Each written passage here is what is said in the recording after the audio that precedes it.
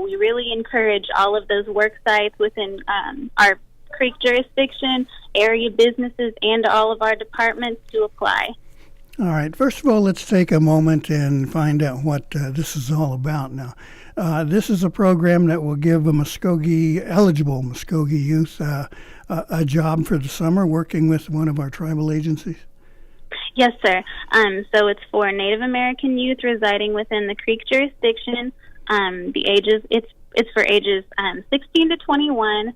And as far as other tribal members other than Mvskoke Creek, income guidelines do apply, but we just take it on a case-by-case basis. So we would just review all of that information about that applicant.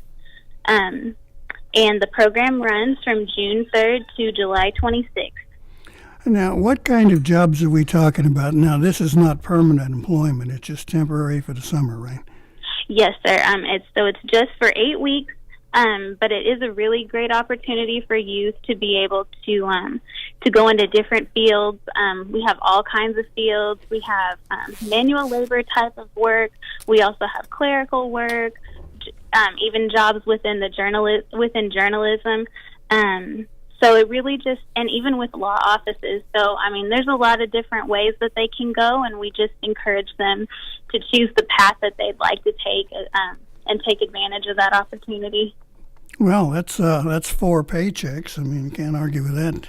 Yes, yes. All right. Now, eligibility is going to be figuring pretty huge in this discussion here. Now, you mentioned there is an income guideline. Let's go through this and find out what exactly is necessitated here. The income guideline really will be based on the individual, but that only applies to our non-creek members. So I would encourage all of those non-tribal members residing within our jurisdiction to go ahead and apply, and we'll see if we can work with them. And that does no restriction then on Mvskoke enrolled youth? No, sir. There's no income guidelines for Mvskoke youth. Okay. Now, how does this program work? They come in, they apply, they get approved, and then do they pick an agency they want to work with, something hopefully related in their field, or just something to make some money, or how does that go? Yes, yes. So we encourage them to apply in fields that interest them.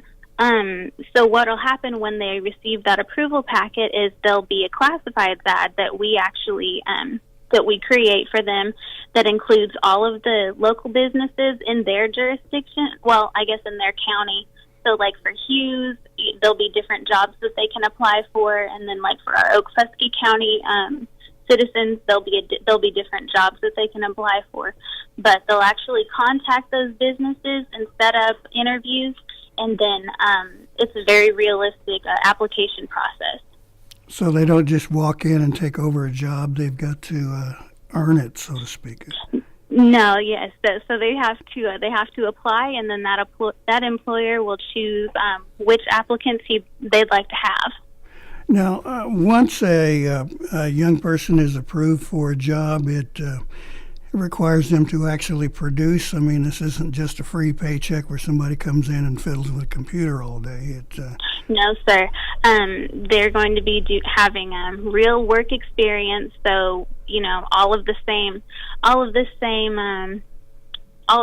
requirements that apply there. They need to be on time, they need to come ready to work, and they need to be open-minded and ready to take some direction from their new employer. Now, that last comment you made there is critical to make this thing work. Yeah. When a young person enters the workforce, they're going to be told what to do for a long time, and they better get used to it, huh? Absolutely. Do you do any counseling or something for these young people before they go to work? Well, we do have an orientation process that all of the applicants will be required to attend, and there'll be several of them through before their start date, which would be before June 3rd. They'll be counseled that way in their orientation. But then we also have life skills workshops where we kind of talk about different things we're kind of taking advice from the students to see what they would like to hear in a life skills workshop. Some of those might include the financial literacy, learning how to maintain their money, spend wisely, things like that, and then also healthy boundaries for relationships. And there's a wide range of things that we'll cover in those workshops.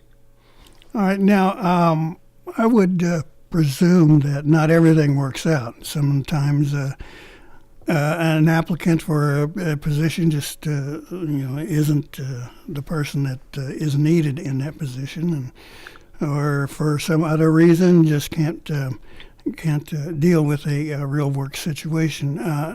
What happens there? What sort of thing would disqualify someone? So if they were unfortunately, some people sometimes are terminated from their positions. Sometimes it's just a situation that doesn't work out between that applicant and the employer. Sometimes if we're not able to find another job site for them, then they will just be terminated from the program. But again, that's kind of on a case-by-case basis. And if we're able to find another work site, that's better. So we would try our best to try to accommodate those participants. Now, the reason I mentioned this is that's a reality. Yes. Unfortunately, we had an intern or one of these workers in the media division a few years ago that just wasn't up to getting the job done, so to speak, and I mentioned fiddled with a computer, and that's exactly what happened. And our director took her inside and said, "Hey, look, this isn't working. You're going to have to go find something else." So I guess that doesn't happen too much, but it is a reality. Yes. So unfortunately, that does happen sometimes, but we try to accommodate them as best we can. And if it comes down to it, and we're not able to, sometimes they are just terminated from the program. But we hopefully that doesn't happen this year. Right. Yeah. Now, this would be a marvelous opportunity for a young person to gain that experience. We've had people come into on this program and worked out just marvelously. They had the initiative and the drive and the curiosity to find out about the job and see how it works and see how it doesn't work, which is a reality. But it was fine. We were pleased with some of the product they put out, but it's still a marvelous opportunity to gain that inside track. Absolutely, I agree. Now, the program is run by which division of the Mvskoke Creek Nation? So it's run through the Employment and Training Administration, which is under the Education and Training Department. All right, that seemed like the logical place to be. And if someone was interested in taking part in this program, how would they go about it? So they would just need to visit our website, which they'll just go to our website. It's bit.ly/SY2019. And the deadline for our applicants is March 31st, so we encourage them to get that in as soon as possible. Now, perhaps I could get you to do one more word of caution or warning. This is not a free ride. No, sir. once you're hired into a position, you're expected to produce, right? Absolutely.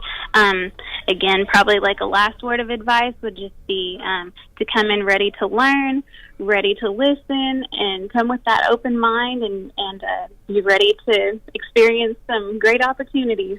Okay. Now, as before I let you go, let's run over the requirements for inclusion in the program: age, income, whatever else. What is needed? Okay.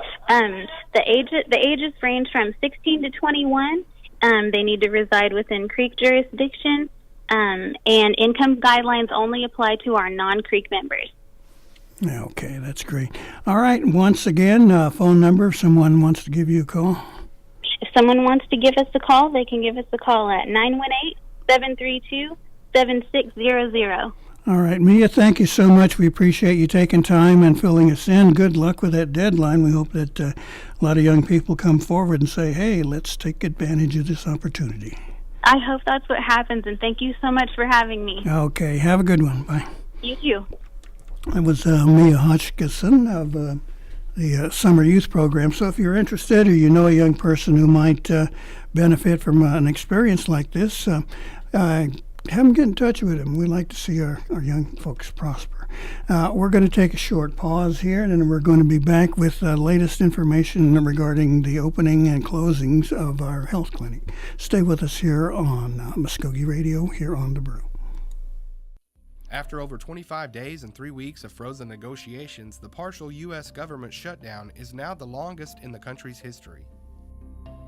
Mvskoke Creek Nation Secretary of Health Sean Terry responded to citizen unrest on the issue with a statement assuring that MCN health facilities would remain open. Mvskoke Media recently sat with Terry as he went into further detail on how the tribe's health operations have prepared and are operating through the shutdown. Well, we've had a lot of people concerned of whether the clinics and hospitals of the Mvskoke Creek Nation Department of Health was going to close due to this partial government shutdown. And so I just wanted to spend a little bit of time reassuring everyone that we're going to remain open. Everyone is going to get paid, with the exception of the commissioned corps officers that work in our facilities. And those commissioned officers, they are federal employees, and they do have to show up for work. They're just not going to get paid. So as you may recall, last year we started our Together We Can Do More campaign, which was really focused on us trying our best to improve our third-party collections with Medicare and Medicaid and private insurance. And we've moved from being about where we've collected 1.6, 1.7 a month to where now we're averaging over 5 to 6 million a month. It takes the Department of Health about $6 million a month to operate at our current standards. We spend roughly about $200,000 a day. And so with the operational efficiencies that we've achieved, we are carrying over probably about $15 million from the previous year, which leaves us reserves, cash reserves of about $15 million in the bank from 2018. And so with us bringing in $5 million a month, we should be good at least for the next year without having any problems at all. So hopefully this government shutdown's not going to last a long time. We think it'll be resolved relatively soon, but we're in a very good financial position that when things like this does happen, we can assure our citizens and our patients that the Mvskoke Creek Nation Department of Health is going to remain open and taking care of our patients. Terry also took a moment to explain how MCN Health utilizes federal funds. The Mvskoke Creek Nation Department of Health, we receive about half of our operating dollars from the federal government. So that comes through the Indian Health Service. The Indian Health Service gets its funding through the Department of Health and Human Services. So it's all part of a discretionary budget inside of the federal budget. So we rely on roughly about $56 million a year comes to the tribe in our annual funding agreement, which is just a fancier word for a contract that we have with Indian Health Service. So when we don't have that money, we're relying on our own third-party revenue or what we've saved to run our operations. So that's where about half of our money comes from. And so that's, I think, what a government shutdown means is that the discretionary spending inside the federal government, there's really two types of funding.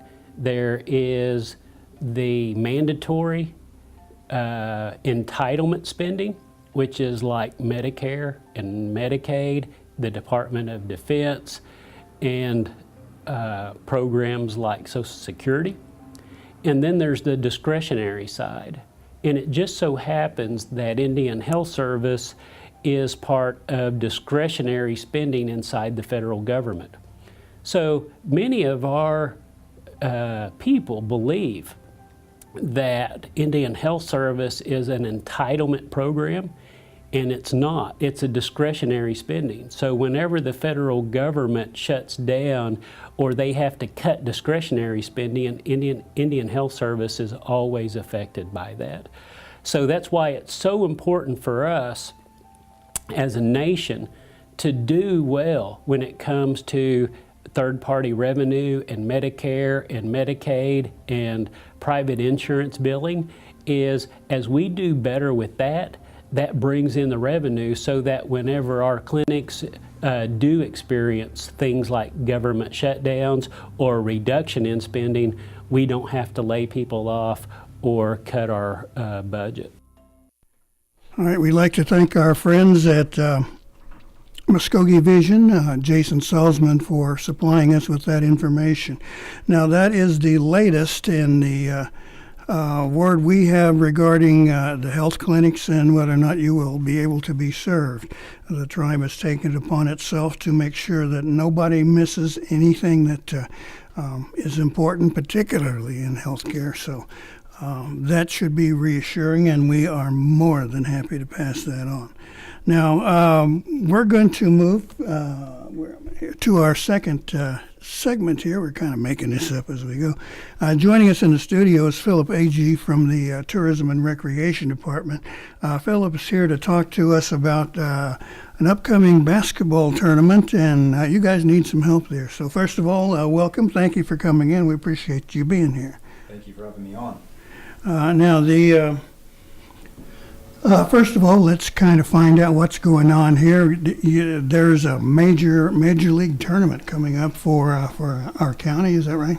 Yeah. So Monday, the 21st, we're going to kick off the county tournament, and it's going to be the first year that we're going to host it out there at the Mvskoke Dome. So we're looking forward to it. It's going to run all the way through the 26th. So we anticipate some good crowds and a lot of competition. So we're really excited to be a part of this.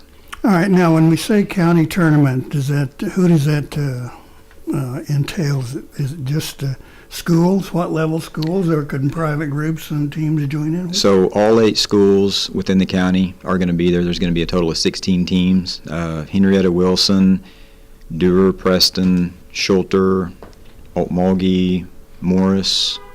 I think I got them all.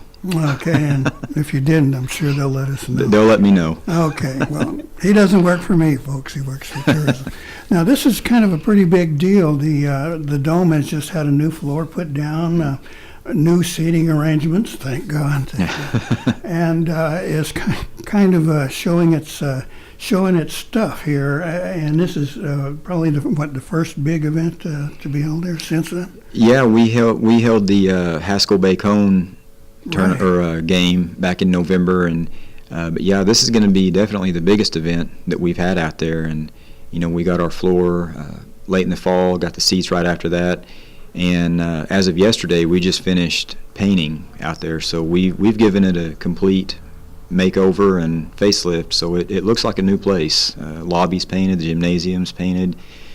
Tribal Construction has padded the walls for us, made it a little bit safer. They've done a great job helping us out with all those projects. So if you haven't seen it, come check it out. Okay. Now first let me hear about that women's game, Bacone versus Haskell. Was that correct? Yeah, we had a good turnout. That was to my knowledge, the first collegiate game that we've ever hosted out there, and it was significant for us, given the history of those institutions, and November being, Native American month, everything kind of fell into place. We're hoping that turns into a regular event for us. We weren't able to get the men teams out there due to scheduling conflicts, but we did enjoy a women's game, and hopefully they'll be back for more of that. It's been discussed. Yeah, so basketball is a pretty big thing around this rural community. Oh, yeah, for sure. Yeah. Okay, now You're looking for help now on the tournament coming up. What do you need? I think we're still taking volunteers. We may have a couple left for concessions a couple nights, and I don't know if we've got all the parking volunteers filled yet or not. But you can reach out to us there at the Dome, or get a hold of me or Kyle Lee, either one, and that would be the best way to volunteer if you want to do so. Sure, and I'm sure you need the hands. Oh yeah, we'll take all the help we can get. Okay, now if somebody wants to come attend, tickets are presumably, I would assume, reasonably priced, but is it like for one game or for the whole thing? How does that work? Admission's going to be $5 a day, and that's the schools are taking care of all the gate. So there's of course students, basketball players, team members are exempt. They'll have passes. OSS AA members will have passes, coaches and things like that. But yeah, general admission is just going to be $5. So yeah. Okay, and I would assume be asking people to come on, be on their best conduct and sportsmanship. We would appreciate that. And no guns, no alcohol. No guns, no alcohol, no knives, no brass knuckles. Leave all that stuff at home. Yeah, leave all the rotten attitudes behind. Yeah. Okay, now why is the Dome engaging in something like this? Is this like a new campaign fundraiser, or to kind of cover your expenses? What's happening there? Well, a little bit of everything, I think. We just felt like it would be a great way for us to partner with the community and the schools in general, for us to sort of reach out and be a good member in the community and showcase our facility a little bit. And really, events like this are a win-win. The schools are going to come out good, the tribe benefits from it, the community in general. So anytime we can put on an event where everybody comes out ahead, then we're looking to do so. Now this would have the potential of becoming like a landmark event. Sure. during the year, or at least during the basketball season. Is that what you're aiming for? Yeah, we would love for that to happen. We've discussed with the schools about this being a regular thing, for us to be kind of a permanent site for this. We're a neutral site. We've got the parking, the facility size is large enough that we can handle an event like this. So we're hoping that this is going to be a regular thing for us, and maybe more like this. Oh, that sounds good. Now, I kind of made a joke about the seating and the changes you'd made there, but I think the last time I was there, it was just that hard pad and nothing to support your back. Yeah. And my old bones started singing the blues real fast. So I presume, what are the changes there? Well, we've got actual stadium seating now, with the fold-down chairs. You've got back supports, armrest. So, if you want to come out and enjoy a basketball game or, whatever event we have, a lot more comfortable than what it used to be. Oh, that's great. The tournament, I think, is a good way to connect with a lot of our communities, and particularly, the ones where our citizens have reside. And they send their kids to a school and out in the sticks, as we used to say. What kind of reaction are you getting from them? Have they been talking to you about it? Yeah, we've had nothing but positive feedback over this. Our citizens are excited about it. The schools, even people that aren't directly involved are excited to come out and have a new facility. Just a big event to look forward to. So we've had nothing but very positive feedback, and a lot of people are really excited about it. So we're, that excitement carries over to us too, sure. Makes us really enthusiastic about it. Oh, something I didn't ask. Is this boys teams only, or is it boys and girls? Boys and girls. So you'll get to see some of the lady teams out there battling. Yep. All right. Well, I wish you well. Now we got a tight show here, so we're going to have to move on. But first of all, last contact if people either are interested in information about the tournament itself or they'd like to lend a hand and volunteer. How do they get a hold of you? Just call us out at the Dome. My direct extension is 732-7991, and myself or Kyle Lee can get you signed up, and or you can call the front desk, and they'll get you to wherever you need to be. But yeah, if anyone's interested, then reach out to us, and we'll see how we can utilize you. Okay, great, Phil. We thank you for coming in. As I said, we're going to have to hustle on here. But we wish you a lot of success with the program, and we'll check back with you and see how the tournament went. Thank you. Appreciate you having me on. Okay, we're going to take another short pause here, and we'll be back with a discussion of the freedom of the press issue between our administration and legislature. So stay with us here on Mvskoke Radio.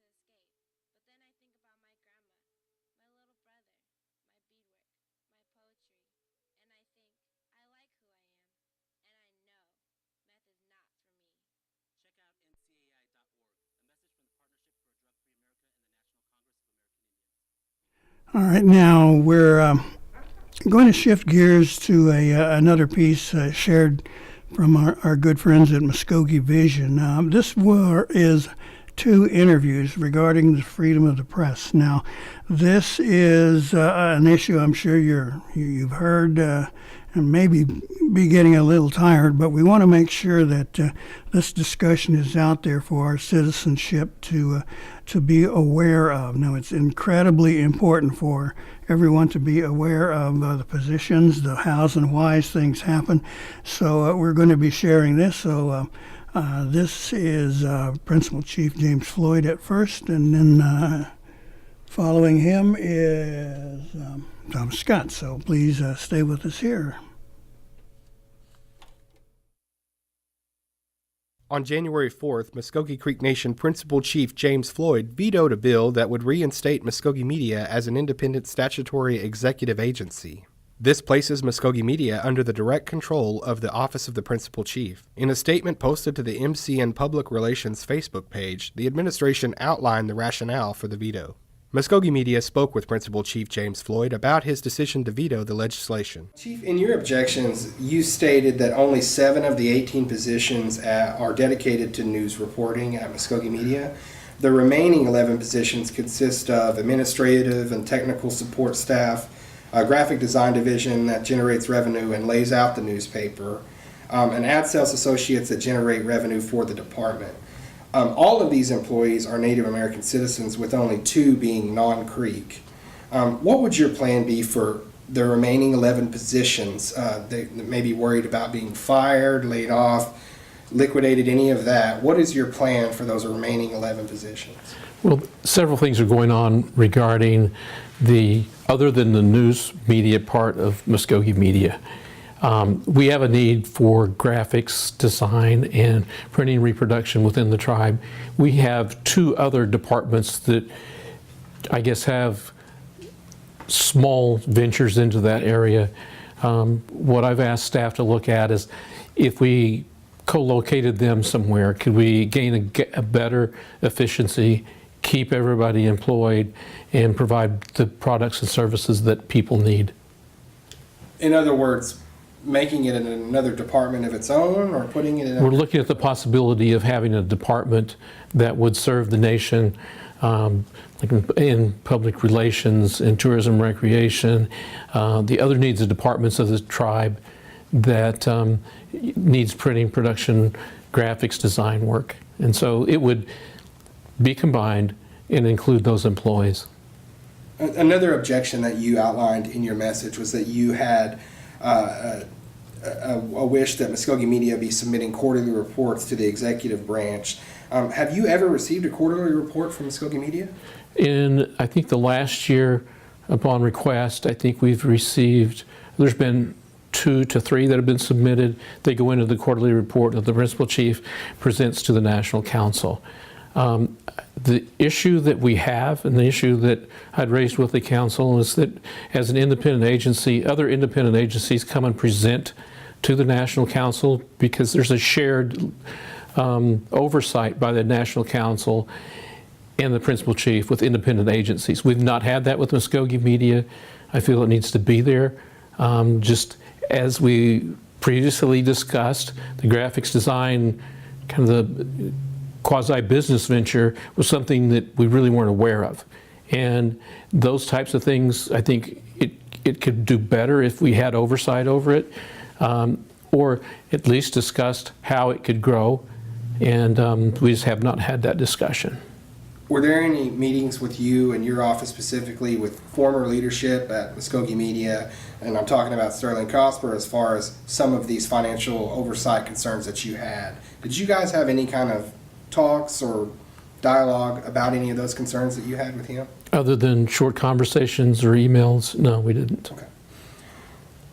Another objection that you outlined in there, and in your message, I think there was a typo because it referenced NCA 18-180 when I believe it was when it was meant to reference NCA 18-184 was actually what you were vetoing.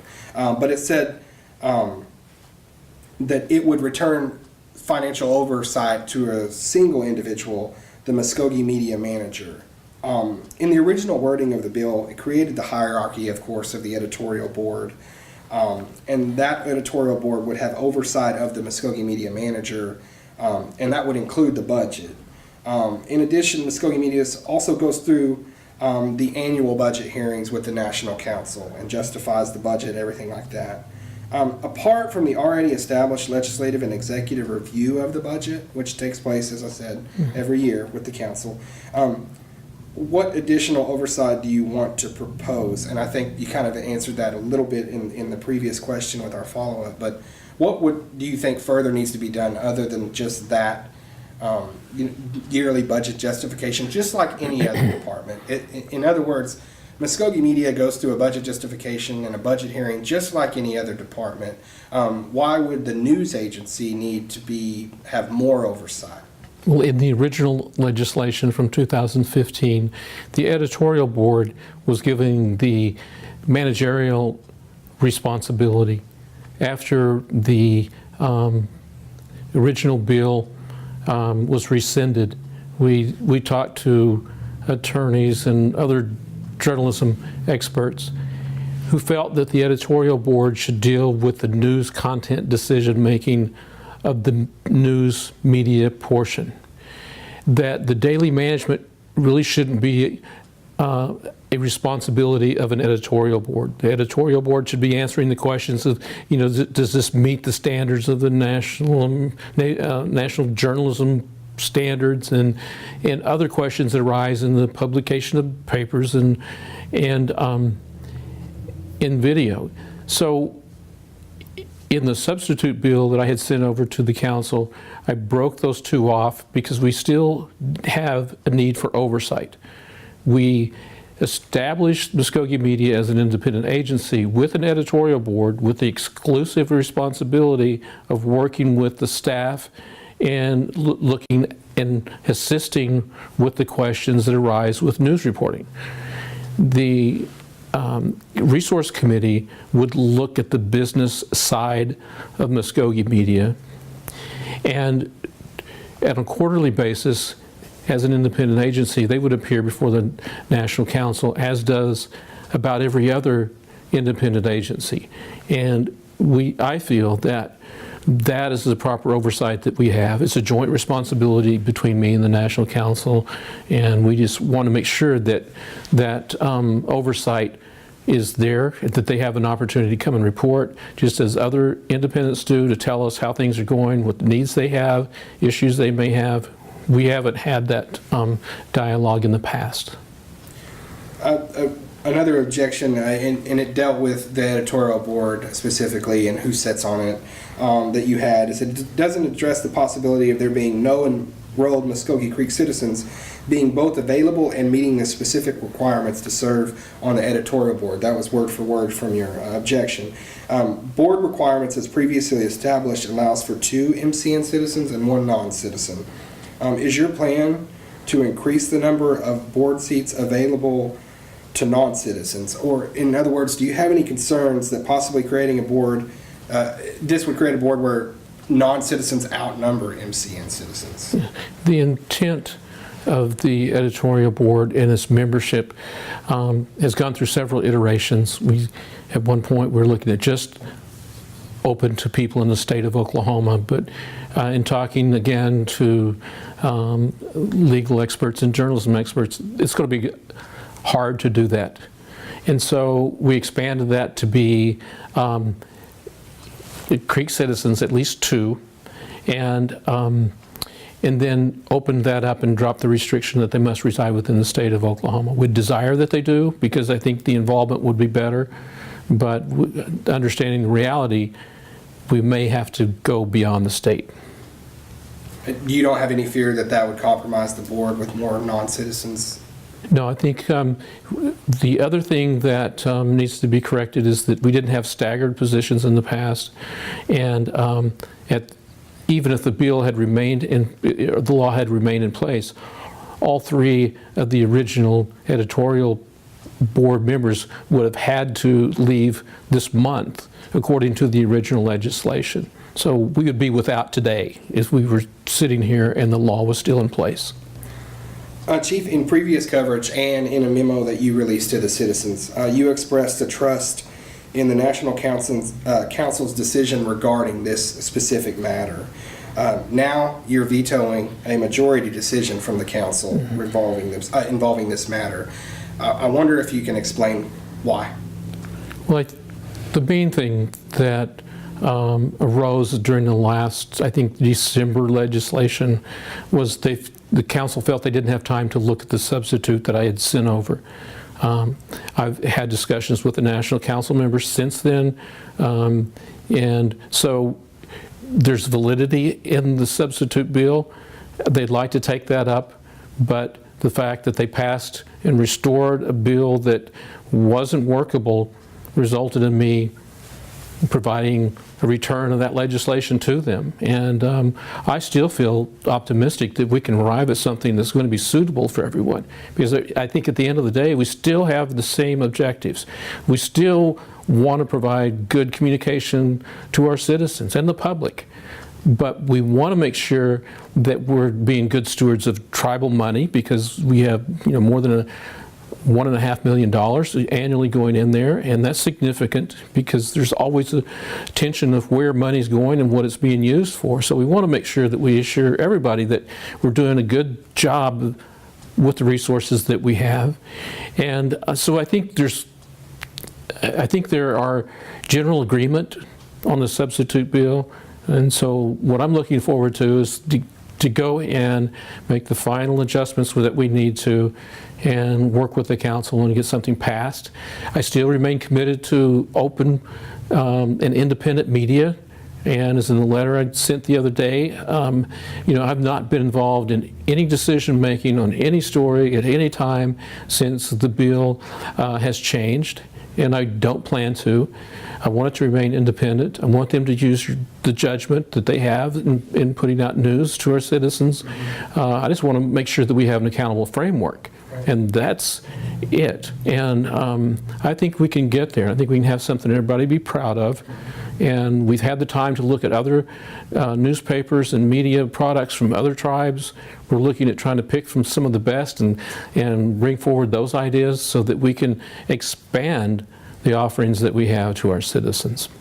You mentioned speaking with some council members, and this is undoubtedly, and we've seen it, a polarizing issue within the council. There's some that are on one side of it, one other side of it. I wonder if you've talked with the co-sponsors of NCA 18-184, being those wanting to reverse the decision or put forth a new one that would restore free press. Can you talk about if you've had any conversations with those council members, and what have those discussions been like? Had a conversation with 2 of the 4. I think there's 4 people involved, and they have looked at the substitute bill. They've kind of marked it up with their own thoughts.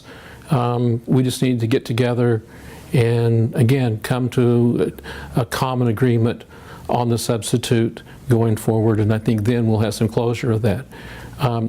Again, at the end of the day, our objectives are still the same.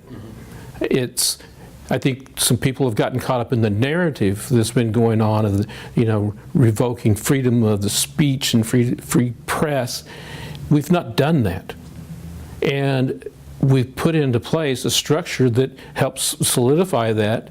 And in my opinion, and I think it's voiced by a number of the council members, accountability that we're all being called to task for, both me and the National Council members. And so we all feel the same questions. We're just trying to come to a solution that is a better path forward than what we've had in the past.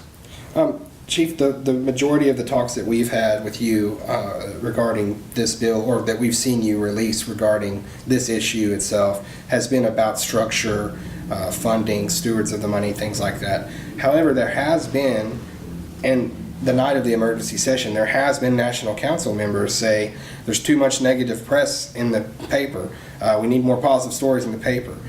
Is that something that you agree with, or that you look at as and be a reason that would need a change like this? Or do you reject that notion that just because something may be negative, it shouldn't be allowed in the tribal newspaper? In my personal opinion, whether something's positive or negative doesn't concern me. In this position, it's understood. What concerns me is that it be verifiable, fact-based, truthful. Then it should go out. I mean, at this stage, with me as the principal chief and those council members, if we're so sensitive to something being negative, then we need to recheck our own values. I don't worry about that. That comes with the territory that we have, again. But we need to make sure that what's being reported is being truthful and meets some standards, and we've outlined that in the substitute bill. All right. Is there anything you'd like to add that I haven't covered so far? No, I think the one thing that's important, I know that people have said, well, this came so suddenly, but this goes back to the time, even with, you've mentioned the budget discussions, the budget hearings.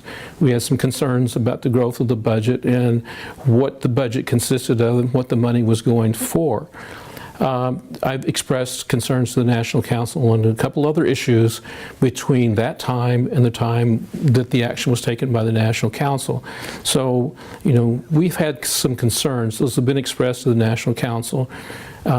So it may have been a surprise to the public, but, within the representatives and myself, we had some concerns that all of them, which I can't go into detail about, that really needed to be addressed. And so I know that things have gone suddenly in the last couple of months, but I think the result is we have a basis for a good media service for the Mvskoke Creek Nation going forward.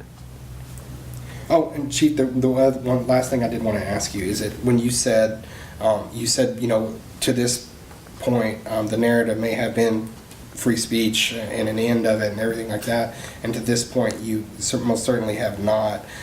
We did see a letter to the editor, or basically a letter in the newspaper from current Mvskoke media leadership that indicated that there is a process now where stories do go to Secretary McIntosh to verify facts, things like that, everything like that.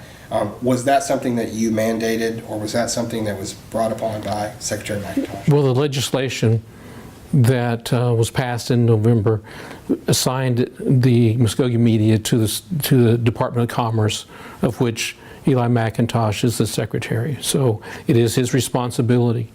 I think the misnomer is that he's looking over every word and, in looking at every, story that's going out. Even as late as today, when I spoke to him, he's not. We have other things that go on. Mvskoke media is one segment of the nation. We have other things going on. He just doesn't have the time, if he desired, to do that.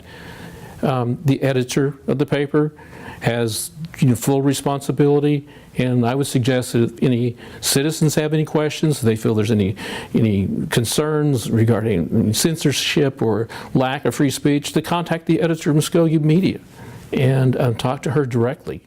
Mvskoke Media also spoke to Travis Scott, MCN National Council representative for Okfuskee District, Seat B, and a co-sponsor of the bill to reinstate free press at MCN. Jason, the intent of changing the legislation itself, I think, could have had some better parameters before it got to the point where we are now. I didn't like the way it was presented in an emergency extraordinary session at the time, not with the full council being present, also with the sponsor not being there. I didn't feel like it was adequate enough to pursue and make a decision on that piece of legislation at that time.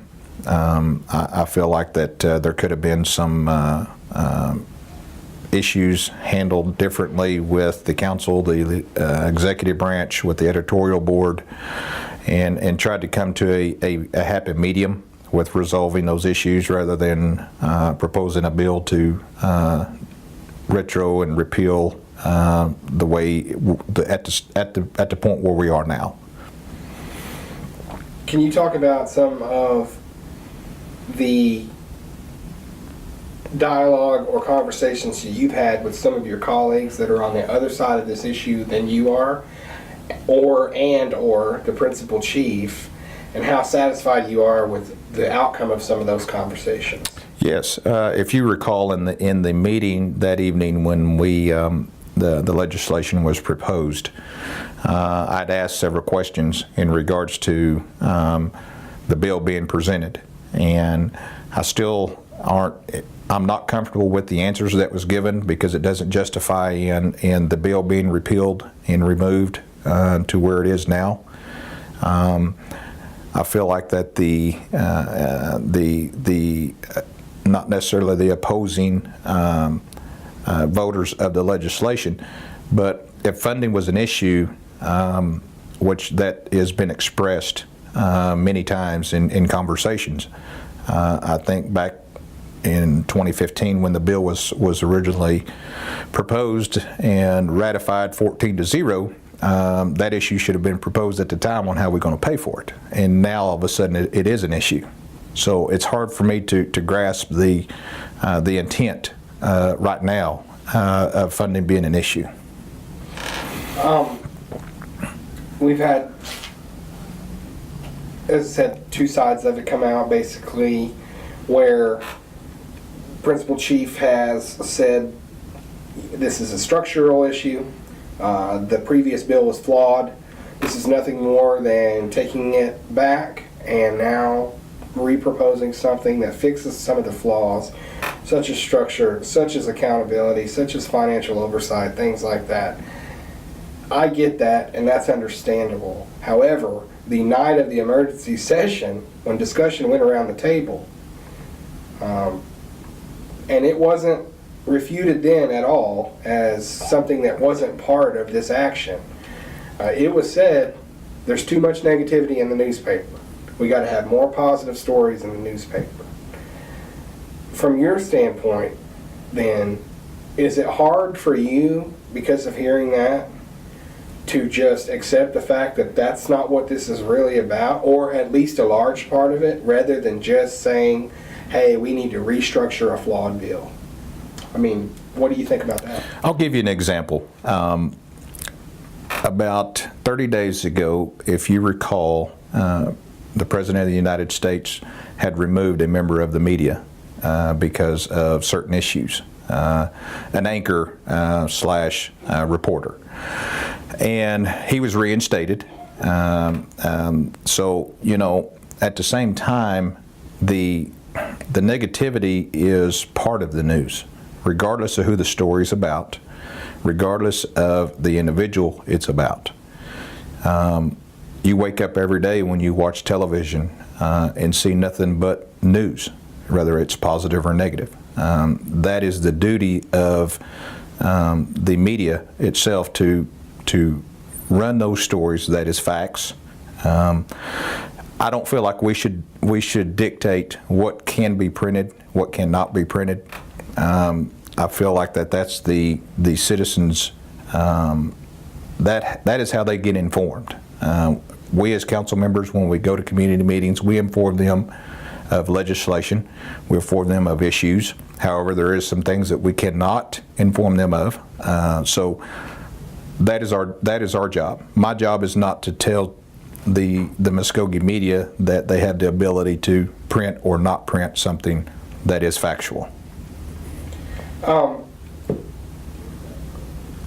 is what you've seen as a substitute bill, and what's been discussed here in work sessions, in reintroductions, things like that, and now a veto. We now look to go to maybe a vote on that veto override or not. Is everything that's been presented, is there anything that's been presented as far as in a substitute bill, in your mind, a greater outcome than just putting it back to what it was before November 8th? The proposed substitute bill, from what I have seen, adds a extra committee. I feel that adding that extra committee without any jurisdictional or any managerial decision making seems like it. I think some of the issues there's communication barriers. Like I've said before, we as council members, whether it's the BF&J committee, LNC committee, whatever falls under our jurisdiction, if we have any disputes or any ideas that come to the committee presented to the council or the administration, we address those with those appropriate boards. And then if further steps need to be taken, then we can take them. But I think that's the way that we should work as a nation through those processes, whether they're independent or they're under the legislative branch or the executive branch. Try to mend those fences and try to make those problems solved, worked, rather than just making a hasty decision and trying to do legislation to accommodate our needs immediately. We spoke with the principal chief, and he indicated that there had been concerns from his office leading up to November 8th when the emergency session did take place. He even said that some of those concerns were related to the council, and there was almost a sense of this was going to come up on November 8th. You as a council member, what was your awareness of this emergency session and really the fact that you all were going to be seeing a repeal of what had previously been the Mvskoke Media Free Press Act? What was your prior knowledge of that before that emergency session took place? You know, I've completed my first full year being back on the council. I was gone for eight years, and when this proposal came up, me personally, I did not have any recollection of any concerns, of anything that was of great magnitude that we needed to address it immediately. Some of my fellow council members had said that, you know, there had been talks in years past, a couple of years ago before I got back on, but nothing was ever done at that time. And so now that it being an election year and this comes about to try to repeal and replace, the perception of it to me is it makes the whole nation not look very good. That's the perception of the citizens as well. From many phone calls, conversations that I've had, you know, there's a lot of concern about what are you trying to hide? You know, what does the nation not want us to know? And like I expressed earlier, you know, we try to give all of the information we can to our individuals at community meetings, whether it's functions, anytime they call, email. So I didn't have any recollection other than there was some discussion about addressing a media bill. We had got it the day before, and we addressed it the following night. And I'm still adamant about replacing the way the media should be to repeal it, like we're trying to override the veto now, and then come together with the editorial board, the legislative branch, the executive branch, and let's sit down and see if we can't rectify the problem. Let's actually sit down and go through all of the concerns by the legislative branch, the executive branch, and address those with the editorial board and see if we can't work this out. That's the focus for me as an individual, for a representative for my district, and I think that's the focus of some of the other representatives that are in favor of trying to override the veto as well. I'm good. Liz, do you got anything? That's good. Okay. Thank you. Anything else you want to add? I have one comment. Okay, go ahead. The last thing I would like to address is, after the first bill was proposed, there was a memorandum sent out to employees and to the nation in regards to why the principal chief had signed the legislation that night when it was approved. The memorandum basically stated that the principal chief supported what the National Council had approved that night. And now that we have approved a repealer, I am caught in a discussion to figure out what changed when the vote was 7-6, I believe, at that time. And now the vote is 9-5 with the full council present. And why the support is not there to repeal it and replace and to try to work these things out. So that is concerning for me as far as who's to say that the nine voters that voted yes for the repealer, for the veto override now, what has changed in the confidence level of the 7 that voted the previous time? 2 changes. Okay, we want to thank Mvskoke Vision for supplying us with that material. One quick message before we get out of here. It's a Tulsa Oilers and Allen Americans hat trick this weekend at the BOK Center. Don't miss the action, the battles, and the fun when both teams hit the ice all 3 nights. The puck drops Friday and Saturday night at 7:05 and Sunday at 4:05. On Saturday, the first 500 kids 12 and under receive a free youth jersey. Stick around after the game Sunday and skate with the players. Buy tickets today by phone or text at 918-632-7825 or online at TulsaOilers.com. And get ready for 3 days of exciting games with the Tulsa Oilers.